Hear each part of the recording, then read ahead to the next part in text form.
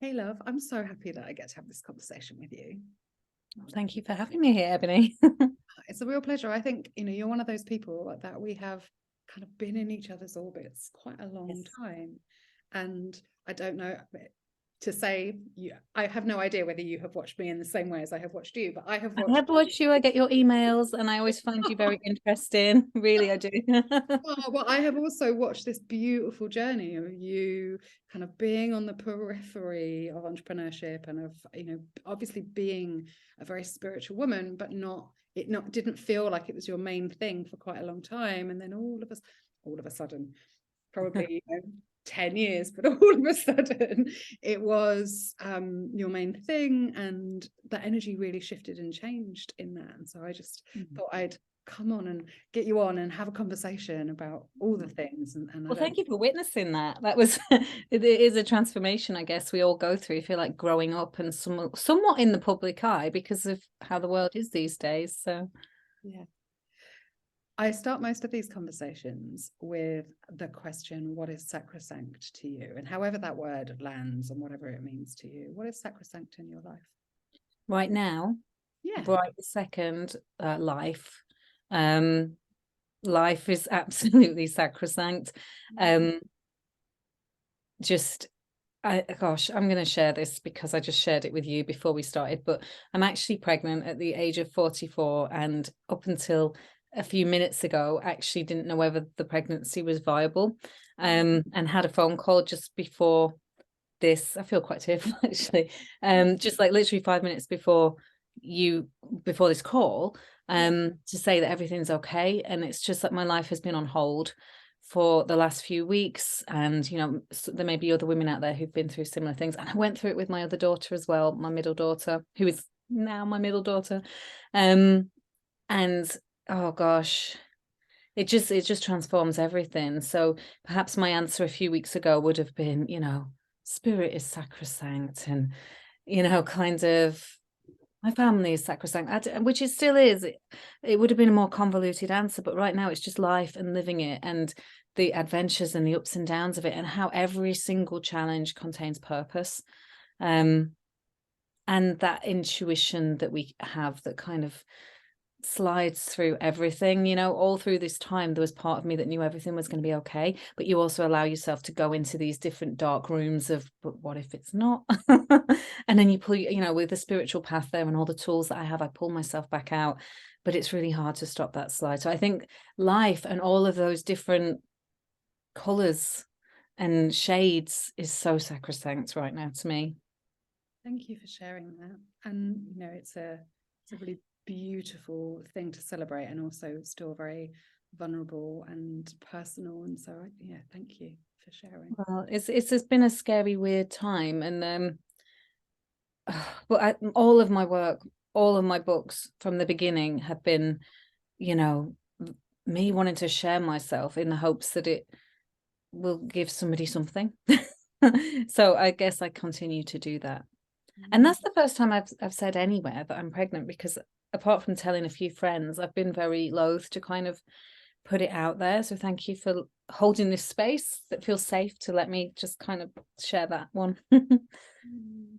And I think that's such a huge part of what I do, is make the unsafe safe. And I don't think I've ever said that out loud before. And Mm. it's sometimes, in order to take that journey to find inner safety, to really be able to hold and contain ourselves, sometimes my work involves prodding things that don't feel safe, that feel quite triggering. Mm. And it's a real dance, right? It's a real balance. And you said before we hit record, it would be a very different conversation if we'd spoken yesterday or the day before, right? And Yeah, or an hour ago, because I and had that heaviness on me, and I would have been probably more focused on things less personal, yeah, because it's too difficult sometimes to, when you're in that place of unknown, to mm, go there. I really hear that. And it's a dance I personally find, one of my highest values is transparency. And I'm very much about sharing, very much like you, sharing my story in the hope that it help somebody else feel less alone, and to really bring the human into spiritual work, because I'm so fed up of love and light, right? Like, that sounds awful, but it's not all love and light. And if it was all about love and light, then we would have stayed in spirit form. Like, it is about having a human experience. Oh God, yeah, it's about these difficult sitting with it moments, and the pain and the trauma, and every single challenge eventually elevating us a little bit higher if we're looking, we do the work. But that is also very avoidable, even on a spiritual path. So yes, I'm very much of the same ilk as you, in that we have to be transparent, we have to be clear, because, you know, even if it's not for somebody else, for ourselves, because we've all worn the masks, and it can be a painful place to sit in. So the more we can let go of that, I guess the better. Well, and because so much of this human experience is about relating. Yes. That is in our families, whether that is in friendships, all of these different kinds of love and relating that we get to do. And really, so much of it's like, I'm having this experience which is uncomfortable. Am I willing to share it? Am I willing to let somebody in? Am I, like, that kind of experience has been such a huge part of actually my business journey as well, because these things mirror one another all of the time. Yes, absolutely, they really do. And I think it's always, we're always on a transformative curve back inwards to some version of truth, and finding ways to express that. And I think the creative kind of process as well is very much imbued with that constant going back inwards and refiguring out, rebirthing, and then being brave enough at times to share it with others through whatever, books, YouTube videos, Instagram, lots of opportunities now. There are, and I one of the things I've always been quite inspired by, I have such a weird relationship with the word inspired. People tell me I'm inspired all the time, and I'm like, I don't know that I want to be, and so I feel reticent to say inspire. But one of the things I've felt very moved by is how you have shared parts of your relationship, parts of working and talking about addiction, talking about family, talking about leaving jobs, like all of that stuff, which is actually quite edgy. Isn't it? Has that been a conscious choice, or has it felt like, has it just happened? Like, how have you been with that kind of knowing what to share and what not to share piece? Gosh, it's been hard, and the more healed I am, probably the less I share. I think when I look back on some of the posts that I've done, or even the books, there's one book that I wrote called Dirty and Divine, which is a big dive into family stuff and addiction, untreated at that point in time, addiction that my husband was living in, and then other stuff that has happened. Gosh, I shared it because I needed to heal it. At that point in time, I don't think I had a bigger picture in my head. I needed to have some outlet for this thing that I understood that was happening, that I hadn't fully actualized or accepted.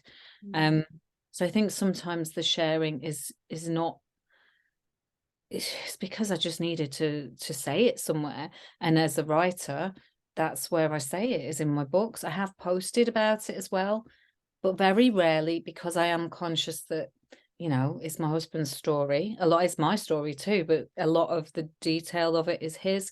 And also we have children, so you're quite conscious what you put out into the world that they may one day consume. But all of that informs everything I do. So like the recent deck of tarot cards that I created, the Rebel Heart, is kind of imbued with all of the lessons that I've learned through living a really, at times, really difficult and dark path, but that has also been shot through with so much love and passion and spiritual growth for everyone involved.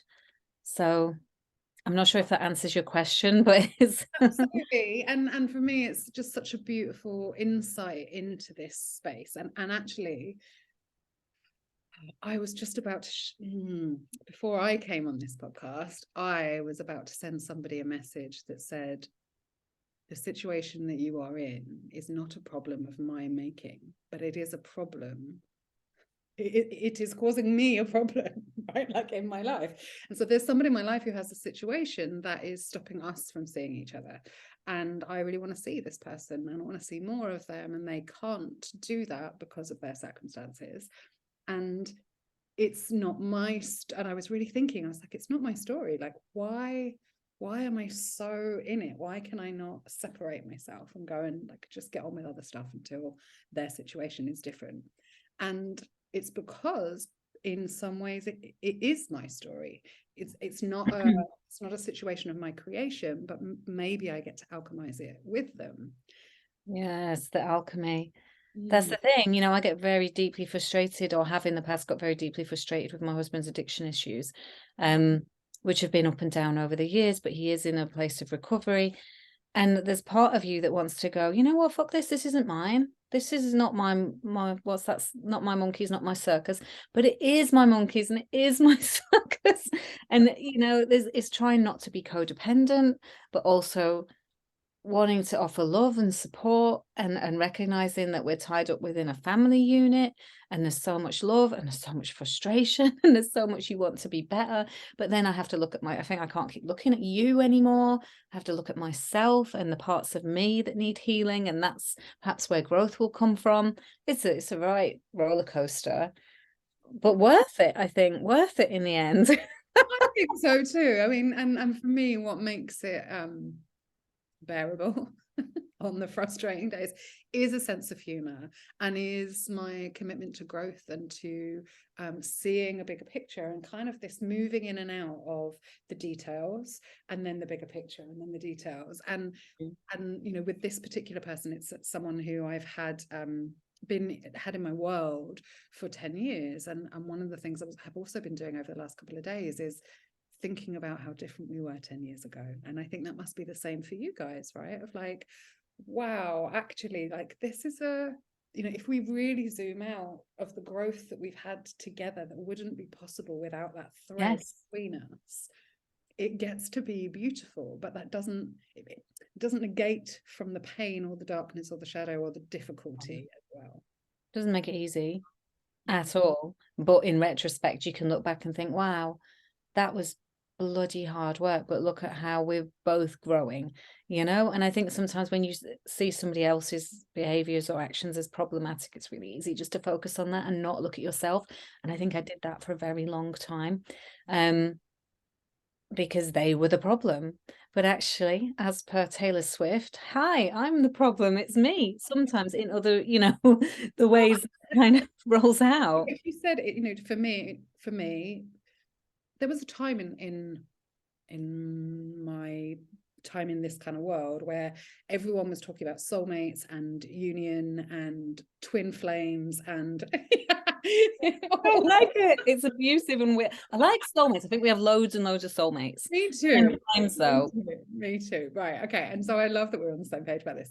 So the twin flame thing, I'm like, no, what I mean is codependent relationship and abusive often and kind of torturing each other and can't leave because you're, you know, bound. And so this kind of piece of kismet or destiny versus free will is something that, as a storyteller, I don't know whether I would call myself a writer these days. I tend to be more auricular and you know, in using my voice than actually taking the time to write it down. As a storyteller, I find it it's something I come back to again and again and again, this kind of Have you ever been tempted to leave, like actually just break it? To leave or believe? Leave. Oh, yeah. I did. I have. It didn't really get me. It didn't really get me anywhere, and I feel like there is this, oh gosh, now I'm going to go down the twin flamey route, but I'm not. I feel like there is a path here for me and my husband, and you know, he's a lovely person. He's not your worst case scenario addict. I don't know, there's a spectrum, isn't there? But it was problematic at this, oh gosh. And it's become at times deeply, deeply challenging. But again, that's where I always turn around and look to myself and expect him to do his work, which he does do now.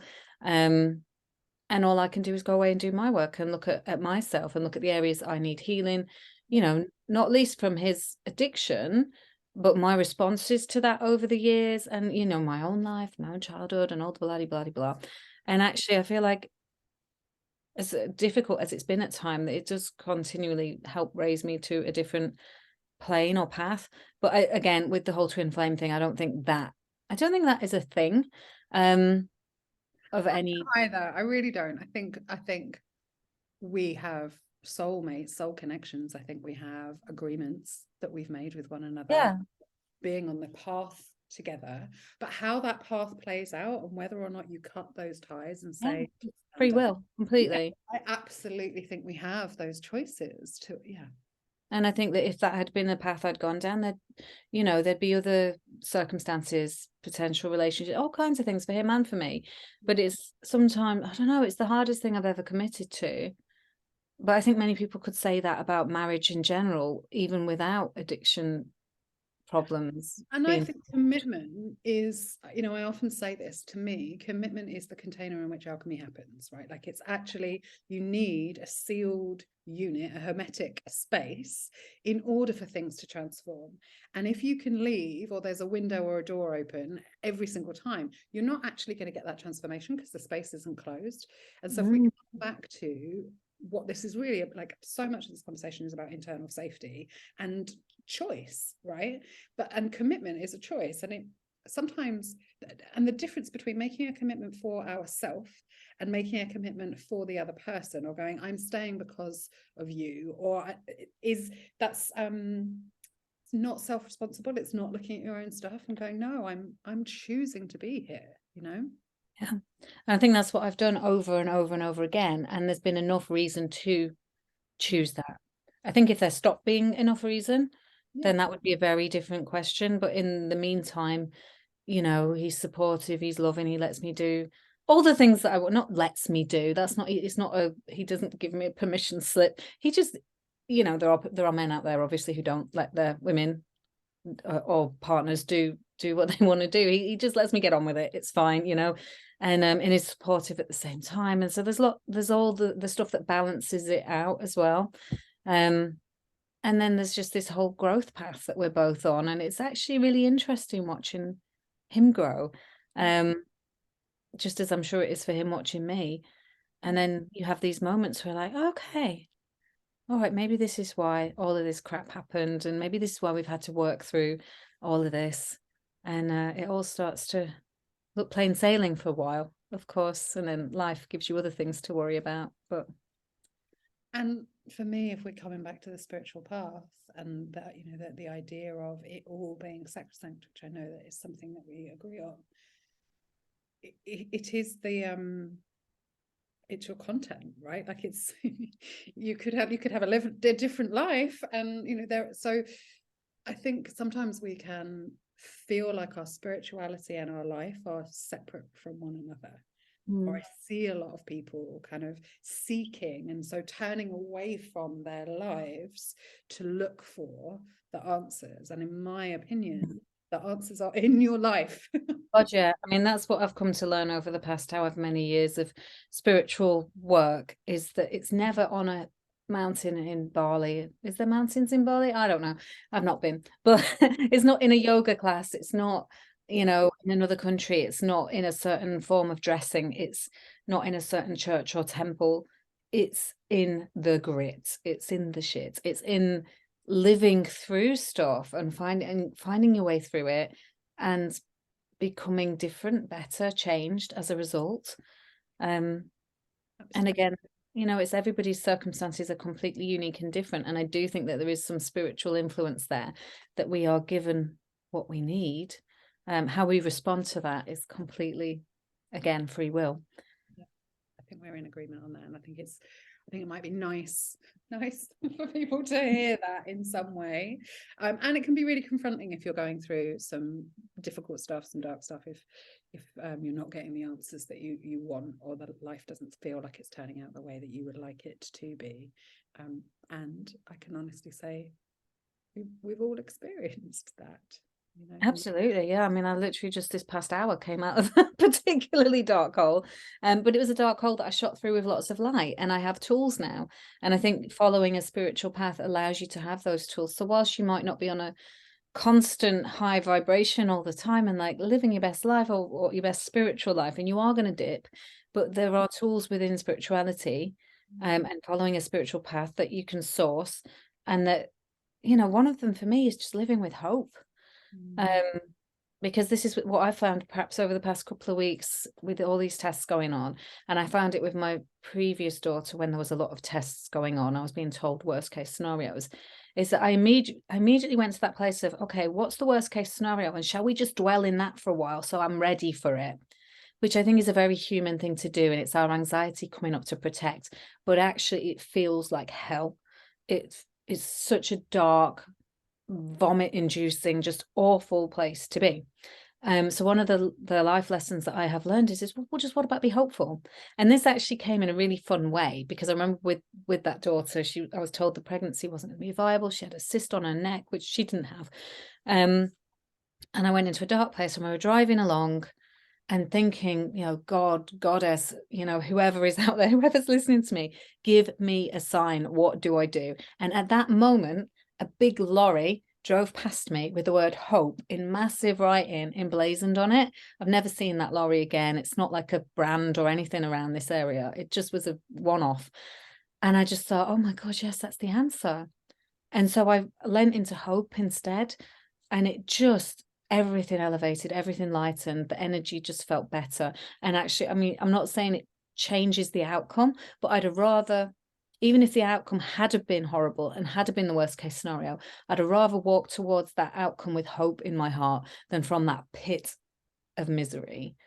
And so I feel like there's these little things that we can do in connecting with our spirituality on a daily basis, whether it's through asking for signs or praying or meditating, using tarot or oracle, or, you know, being part of a women's group circle, things like that, that just can heighten us and heighten our experience, even in those really dark times. Absolutely. I love that story, and I got full body goosebumps as you shared it.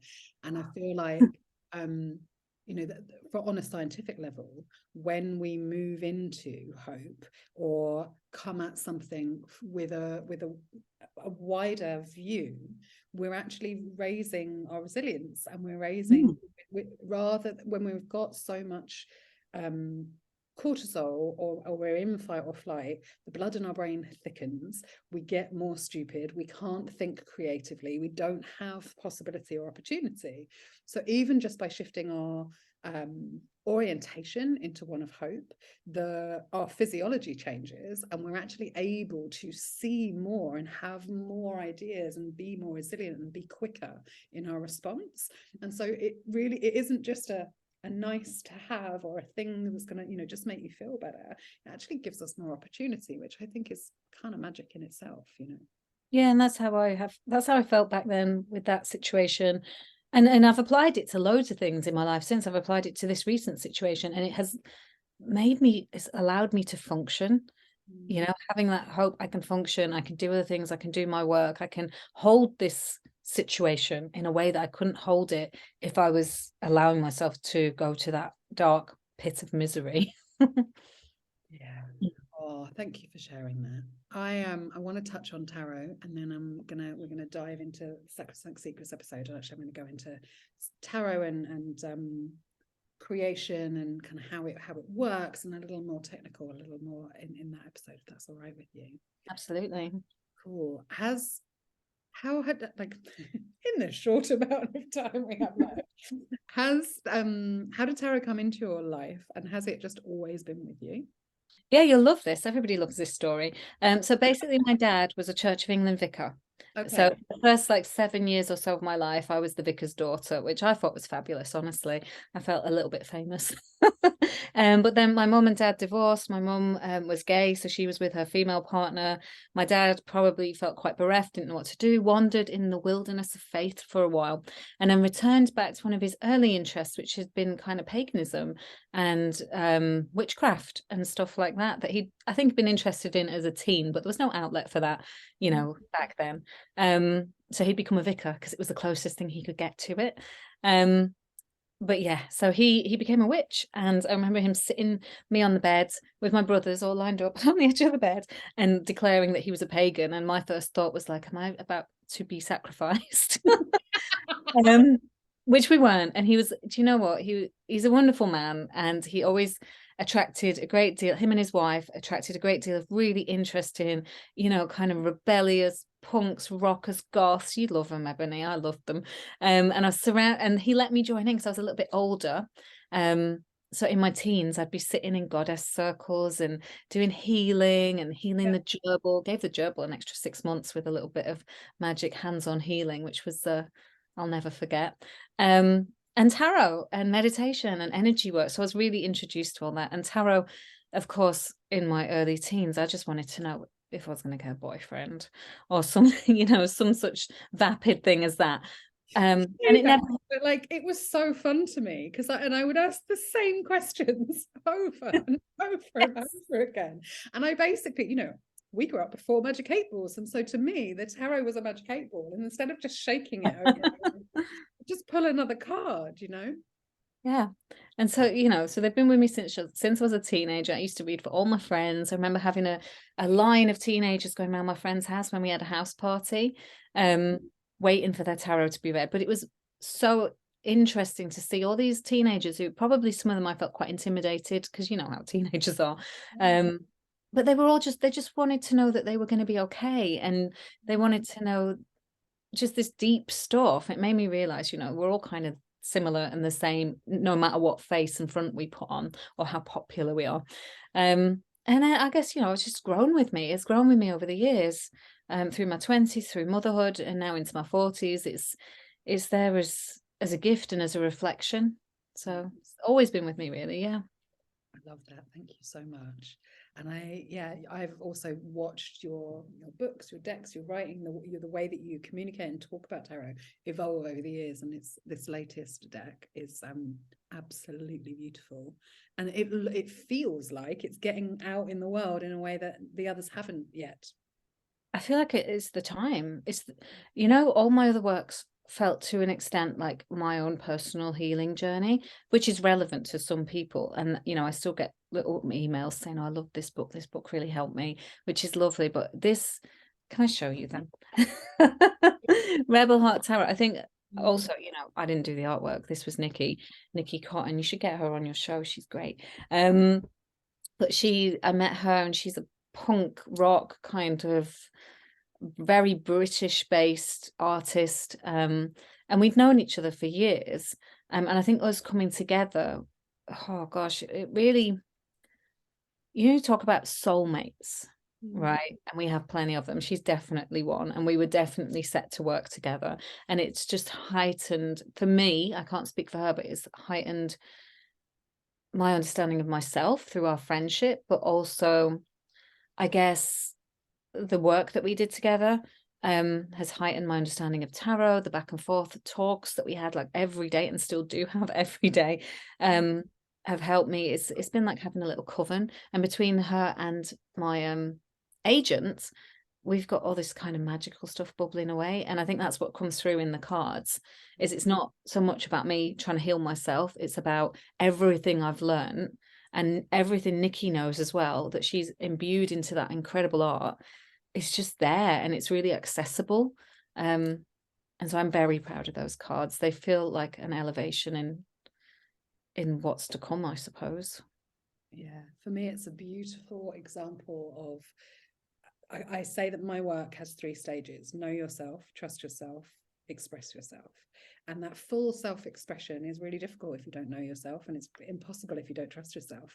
And so we go on this journey, and I feel like there is a time in life, and it will be different for everybody, where you reach that place, and the art or the self-expression that comes through you is so different and so powerful than it was prior to that. Yes, and that is a perfect example of what you just described. It just feels like I've reached a place that was not accessible to me before because I wasn't ready for it. I wasn't there. Wanted it. I wanted to be there. Desperately thought with every book that it was going to be the next thing. Yeah. But this actually feels like a thing, you know, not the thing, because I think there'll be more things and there's always another journey to take, but it feels powerful and important, and that it's like been a bit of a lifetime coming, actually. Yeah, I really, really see that. And I wanted to acknowledge it and celebrate you for faith and the sticking with it and the keep showing up, you know. I've wanted to, you know, I'm sure you have had similar, but there's been many times I've wanted to quit. You know, I've had many rejections along the line. You know, I've had books published, books not published, you know, the ups and downs of it all, along with all the personal stuff that's going on and the kind of personal growth and mothering 2 children who I'm, you know, completely devoted to. And yeah, somewhere along the line, something went right. and I changed and I grew. Yeah, here we are. I'm going to put all the links in so that people can find that, and you don't have to remember all of them right now in terms of where people go. But if people want to come and contact you, follow your journey, learn a bit more about you, where are the best places for them? Probably Instagram. So Alice Grist on Instagram. Just please don't follow one of my, there's a lot of fake accounts pretending to be me. So it's just Alice Grist. There's no like weird spelling of it. That is some fake account that will try to rip you off. Or alicegrist.co.uk. Perfect. I will make sure that both of those are clickable, so it's really clear in the show notes as well. And we are going to carry on the conversation over in Sacrosanct Secrets and talk a little bit more about the nitty gritty, those bits, if that's all right. Thank you so much for coming on and having this conversation. Thank you for having me, Ebony.